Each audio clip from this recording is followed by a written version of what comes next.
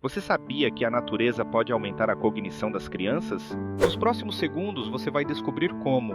Estudos mostram que o contato com a natureza melhora a concentração.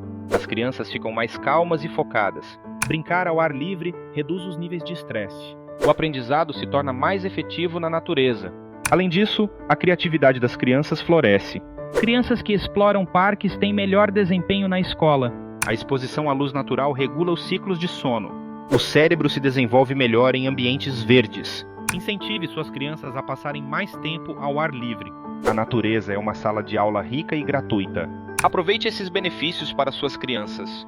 Curtiu essas dicas? Inscreva-se para mais conteúdos interessantes.